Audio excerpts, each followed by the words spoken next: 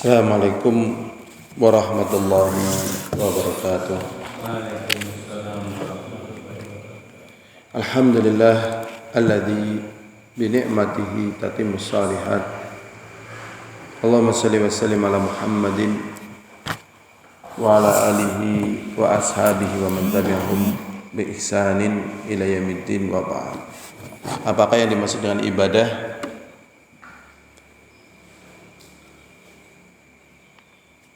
Kenapa kita ulang-ulang? Maksudnya biar betul-betul merasuk ya dalam diri kita.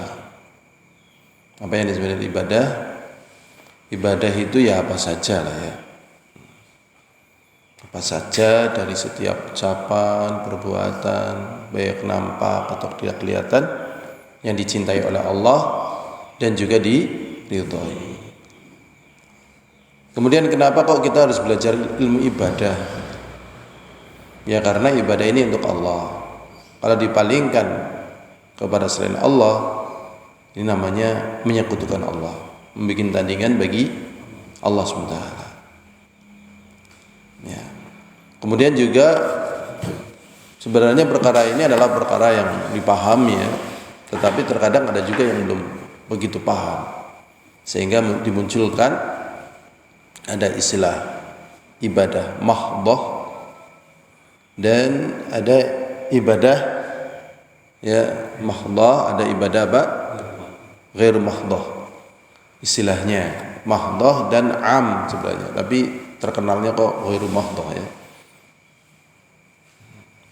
Kenapa kok dimunculkan seperti ini? Karena sebagian orang menganggap seperti misalnya nyapu halaman masjid ya, misalnya tidurnya disiplin, belajarnya disiplin, pakaiannya rapi, menjaga kesehatan, makan, minum, tatkala itu untuk kebaikan di dalam kita beribadah kepada Allah, jadi nilainya apa? Ibadah. Jadi nilainya apa? Ibadah. Untuk sebagian orang-orang yang tidak suka menjaga kesehatan, sampai kemarin saya katakan seperti ini, kepandaian itu tidak ada manfaatnya. Sampai saya katakan seperti itu, kepandaian atau orang yang pandai itu nggak ada manfaatnya. Bahkan bisa jadi ya, di satu sisi orang yang soleh itu nggak ada manfaatnya. Ini tentunya pernyataan ekstrim ya kan? Ekstrim apa nggak ekstrim? Ekstrim. Ya ekstrim. Tetapi tatkala kita jelaskan jadi paham. Tanpa kesehatan, misalnya alim tapi tanpa kesehatan, ya dia akan tergeletak. Ya mungkin dia bermanfaat dalam tergeletak, dia berzikir, berwirid. Tetapi tatkala dia berdakwah ke sana kemari dalam keadaan tergeletak, nggak mampu. Begitu. Ya orang yang soleh, orang yang ya punya banyak ilmu, tatkala tergeletak ada manfaatnya.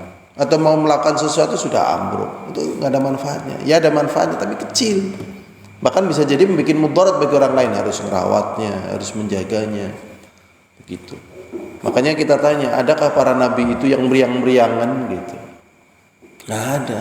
Tatkala meriang-meriangan udah selesai tugas. Rasulullah tatkala meriang-meriangan udah selesai tugas sampai meninggal dunia.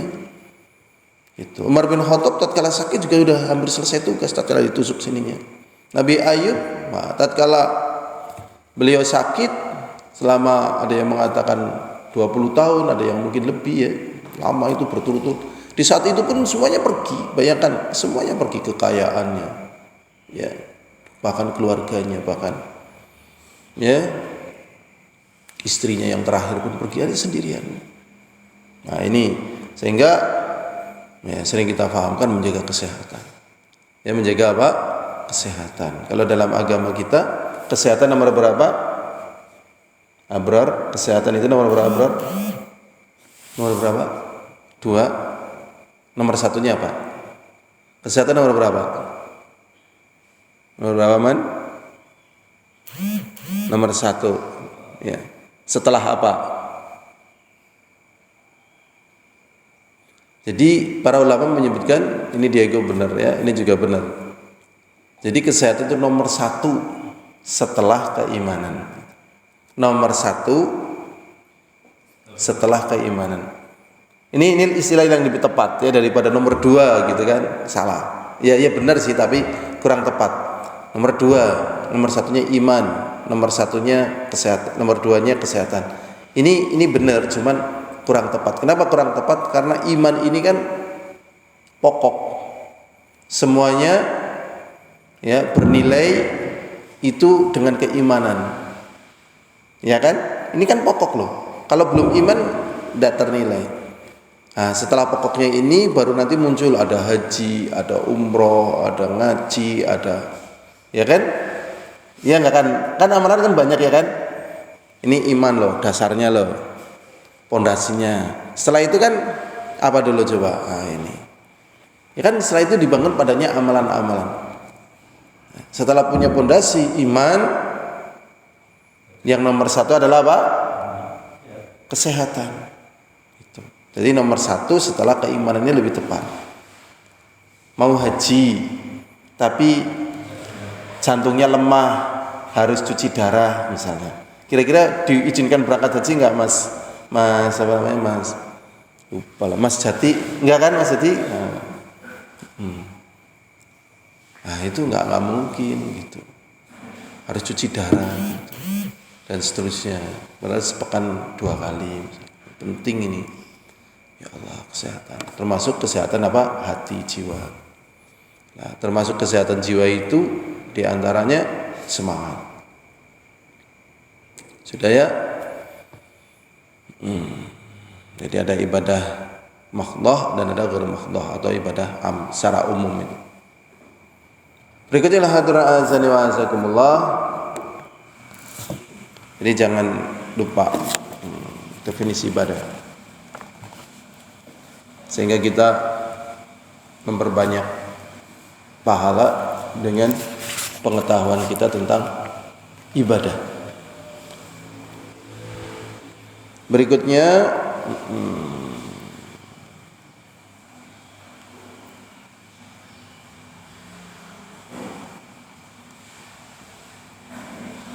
ini kayaknya sudah selesai itu yang ini ya. Berikutnya ya, taklik. Halaman berapa Pak Purno sekarang? 55 berarti taklik. Taklik itu catatan kaki.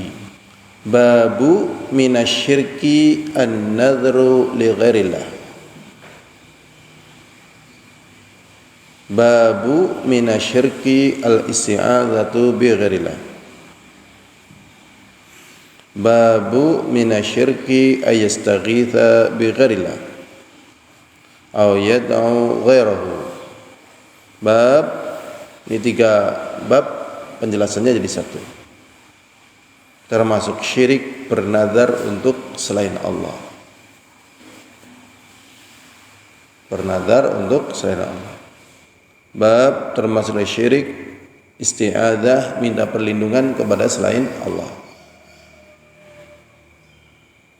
Bab minasyirki ayastaghitha birillah. Bab termasuk syirik beristighatsah kepada selain Allah. Au yad'u ghairahu atau berdoa kepada selainnya.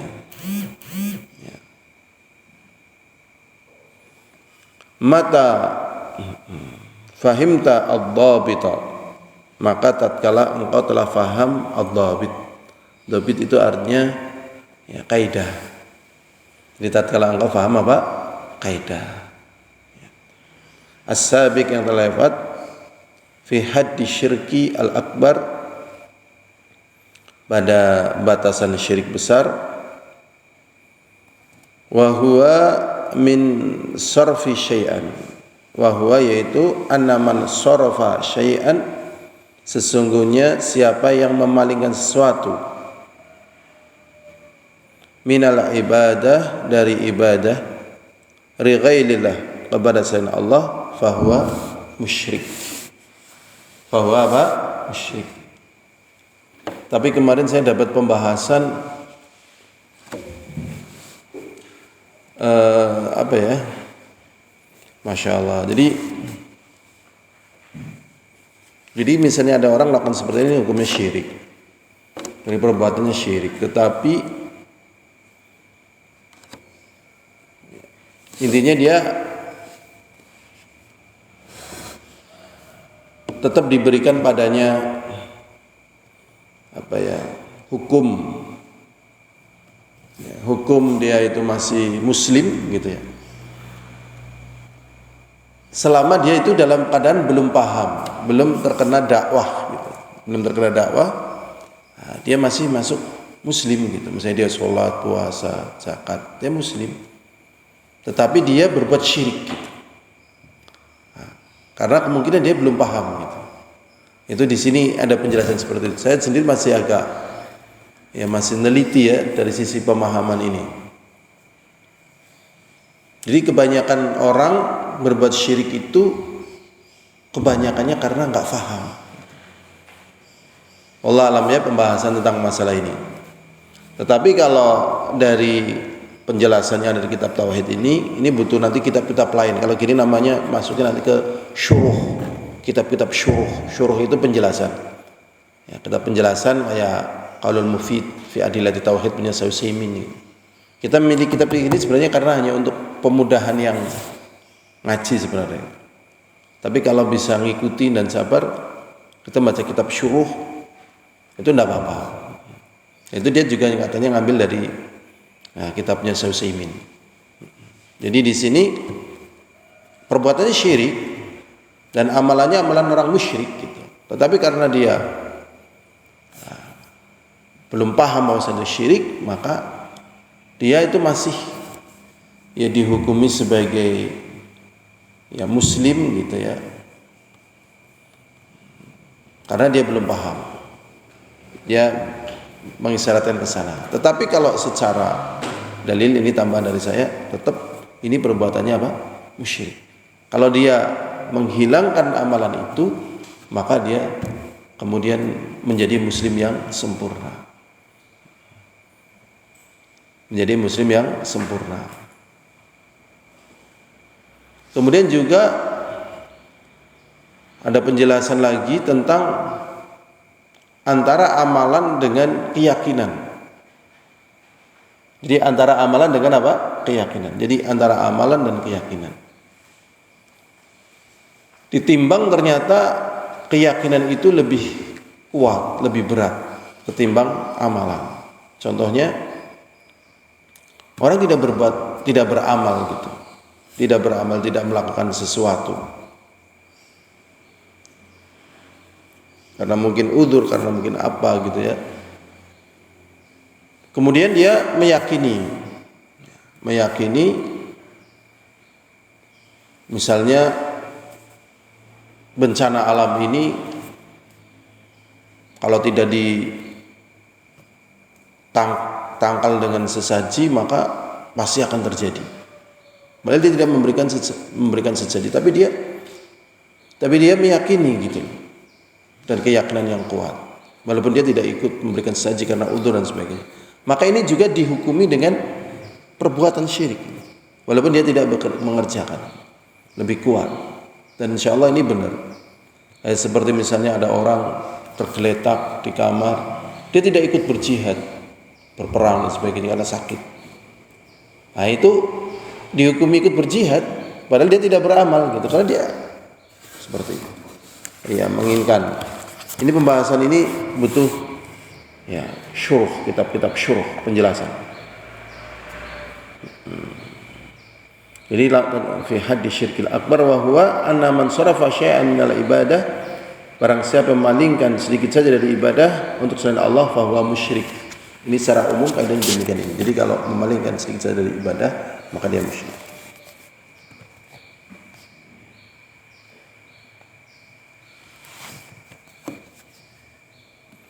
Fahimta hadhil abwab ats-tsalatsah. Engkau paham bab yang tiga ini. Allati walal musannif bainaha. Yang musannif bayyanaha. Yang walal musannif yang baru saja dijelaskan oleh musannif. Fa inna nadhra ibadatun. Sesungguhnya nazar itu adalah ibadah. Madallahu al-mufuna bihi, karena Allah memuji orang yang menunaikan nazar. Wa amara Nabi sallallahu alaihi wasallam bil wafa bin nadri. Dan Rasulullah juga memerintahkan untuk menunaikan nazar at-ta'ah, ketaatan. Wa kullu amrin madahahu syari', dan seluruh perkara yang dipuji oleh syariat, aw athna ala man qama bihi, atau dipuji kepada orang yang menegakkannya, aw amara bihi, atau diperintahkannya, fahuwa ibadatun, maka itu adalah ibadah. Fal ibadatu fa innal ibadata, sunya ibadah adalah ismun jami'un, adalah seluruh nama yang terkumpul. Jadi seluruh nama maksudnya ya apa saja tadi. Ya, apa saja dari perbuatan. Ya. Apa saja likulli ma yuhibbullah, dari perkara yang dicintai oleh Allah, wa yardah, dan diridhoinya, minal a'mal, dari amalan, wal aqwal, dan perbuatan, al-zahir wal batin, yang zahir ataupun yang batin, wan nadhru min dzalik, sedangkan nazar termasuk daripada yang dicintai dari amalan. Wa kadzalika amara Allah bil isti'adzah bihi, demikian pula apa yang diperintahkan oleh Allah untuk kita beristi'adzah dengannya, wahdahu, semata. Minasyururi kulliha, dari kejelekan semuanya, wal istighatsatu bihi, dan beristighatsah dengannya, fi kulli syiddatin wa masyaqqah, di setiap syiddah, di setiap waktu-waktu yang genting. Jadi kalau kita dalam keadaan genting, yang pertama yang diingat adalah siapa? Allah. Ya. Biasanya kan orang teriak atau mengucapkan kata-kata yang lainnya. Ya, doa ya tenang. Jadi kita berlatih atau dilatih untuk tenang. Kalau misalnya dalam keadaan genting, tenang. Mohon kepada Allah. Misalnya ada orang nih. Semoga Allah selamatkan kita. Ya, rimnya blong. Rimnya apa? Blong. Rim blong menjadi banget ya, Pak. Ya kan rimnya blong. Panik. Ya sudahlah ya. Manggil Allah aja. Tenang, tetap manggil Allah. Memang panik ya. Saya aja pernah rimnya blong. Dari Tileng apa itu ya, yang turun itu, yang udah masuk wilayah Banjar kan, ini mana itu Sempor, ini masuk Banjarnegara kan, turunan itu Tileng, belum, masya Allah, ya Allah ya Rabbi, tapi alhamdulillah selamat. Ya, tapi kan kecepatan tinggi boncengkan fiha waktu itu, ya Allah, pakai Supra X, belum. Akhirnya setelah kita sampai ke tempat mertua, habis maghrib kita langsung nyari bengkel. Akhirnya ada bengkel yang buka sampai jam 10 malam lah. Kita akhirnya dibongkar remnya, ternyata minyak remnya habis. Langsung ganti malam hari itu juga. Jadi remnya blong, bayangkan. Bahaya kan? Nah itu harus sabar. Atau misalnya wa'idzubillah gitu ya, pesawatnya pecah gitu kan. Kan ngeri nih Mas. Nah jatuh loh. Naik pesawatnya pecah loh, atau pesawatnya bahan bakarnya habis, kan tegang biasanya. Udahlah, pokoknya Allah aja sudah, entah gimana Allah. Misalnya kau masuk air, duir gitu kan, mungkin pecahnya biasanya di air. Ya, jadi karena ketinggian yang luar biasa dalam kecepatan yang tinggi, air itu jadinya kayak keramik ini, keras gitu loh. Nah apalagi kalau yang keras, lebih keras lagi. Kapal pun bisa pecah karena saking kerasnya. Itu tetap tenang aja dong. Berlatih apa? Tenang. Karena tetap ada intervalnya. Ada apanya, Man? Intervalnya. Lo kok tahu? Ya saya pernah terjun dari ketinggian yang paling tinggi di sebuah kolam renang internasional gitu ya. Itu pun ada intervalnya. Agak lama itu, terasa loh. Jadi nggak langsung cut itu nggak. Ada waktunya. Nah, ternyata segala sesuatu ada intervalnya lah. Ada waktunya. Itu dalam posisi itu pokoknya tenang. Latihan tenang. Dan latihan tenang itu memang dilatih dengan tenang tatkala ngapal Quran gitu. Karena anak waktu dikepung, dikejar itu waktu itu pas di Yaman kan pernah ngalamin dikejar-kejar sama sana pas di Yaman itu. Teman-teman anak ternyata tenang gitu. Cuman baca Quran terus gitu. Dan dia tidak pedulikan dengan lingkungan di luar. Karena memang dalam keadaan tertentu manusia memperdulikan lingkungan di luar itu mudorot gitu. Itu apa? Mudorot. Memang keadaan tertentu kita gesit dan menyelamatkan diri dengan lingkungan di luar itu manfaat. Tapi dalam keadaan tertentu nggak ada manfaatnya. Contohnya misalnya ada pesawat kehabisan bahan bakar dengan ketinggian ya 20 km di atas permukaan tanah misalnya, kan tinggi banget ya kan, 1 km aja tinggi. Nah, kadang kan ada seperti saya baca itu 8.000 km apa ya di atas permukaan tanah, mungkin kalau nggak salah baca pesawat Yemeni Airways. Nah, tatkala jatuh ini kan kita mau berbuat apa, coba mau lari sana lari sini, kan nggak perlu buat apa. Oh ini kita di dalam, keluar juga nggak mungkin. Udah di sini ingat Allah, tenang. Mau apapun yang terjadi sudah tenang. Nah ini pentingnya apa? Istighotsah. Jadi ini pun harus diberikan untuk Allah Subhanahu wa Ta'ala. Ya, kalau misal gini loh, pekerjaan nggak ada, ya kan?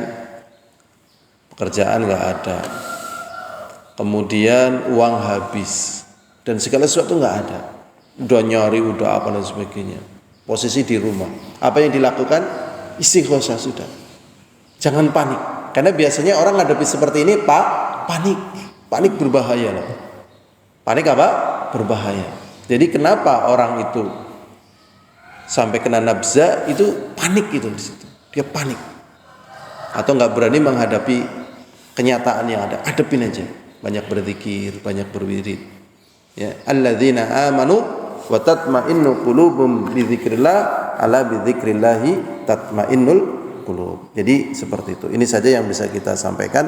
Jadi seluruh perkara yang dicintai oleh Allah dan diridhoi oleh Allah, baik ucapan dan perbuatan, itu harus diberikan kepada Allah. Subhanakallahumma bihamdika asyhadu an la ilaha illa anta astaghfiruka wa atubu ilaik. Assalamualaikum warahmatullahi wabarakatuh.